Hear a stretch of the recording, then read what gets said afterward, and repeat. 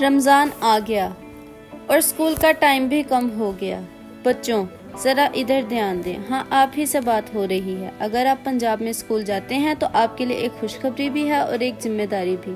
خوشخبری یہ کہ رمضان المبارک میں آپ کے اسکول کے اوقات کم کر دیے گئے ہیں، اور ذمہ داری یہ کہ اب آپ کو وقت کی قدر بھی کرنی سیکھنی ہے اور عبادت میں بھی آگے بڑھنا ہے۔ اسکول ایجوکیشن ڈپارٹمنٹ نے اعلان کیا ہے کہ رمضان کے دوران سنگل شفٹ اسکول صبح 8:30 بجے سے دوپہر 1 بجے تک ہوں گے، جبکہ جمعے کے دن 12:30 بجے چھٹی ہو جائے گی، یعنی اب آپ جلدی گھر آ جائیں گے۔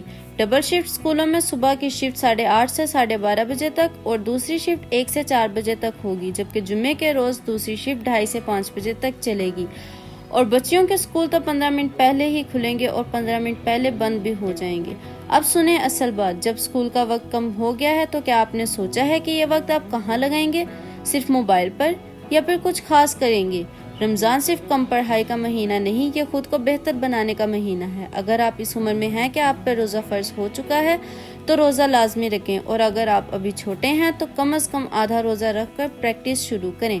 افطاری کے وقت صرف سموسے اور پکوڑوں کا انتظار نہ کریں، بلکہ دعا بھی کریں۔ اپنے ماما پاپا کے لیے دعا کریں کہ اللہ انہیں صحت دے، اپنے بہن بھائیوں کے لیے دعا کریں کہ گھر میں محبت بنے، اپنے ملک پاکستان کے لیے دعا کریں کہ اللہ اسے مضبوط اور کامیاب بنائے، اور پوری امت مسلمہ کے لیے دعا کریں کہ اللہ ہمیں اتحاد دے، طاقت دے، علم دے اور عزت دے۔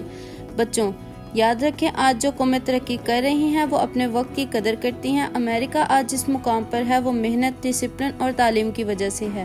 اگر ہم بھی اپنے رمضان کو صحیح گزار لیں، نماز، روزہ، پڑھائی اور اچھے اخلاق اپنا لیں تو ہم بھی بہت آگے جا سکتے ہیں۔ اس رمضان اپنے آپ سے وعدہ کریں، نماز نہیں چھوڑنی، روزہ نہیں چھوڑنا، جھوٹ نہیں بولنا، والدین کی نافرمانی نہیں کرنی اور پڑھائی میں بھی پیچھے نہیں رہنا، کیونکہ اصل ہیرو وہ ہوتا ہے جو عبادت اور تعلیم دونوں میں کامیاب ہو۔ یہ شیڈیول ابھی سیو کریں، اپنے دوستوں کے ساتھ شیئر کریں اور کمنٹس میں لکھیں کہ آپ اس رمضان کون سی اچھی عادت شروع کرنے والے ہیں۔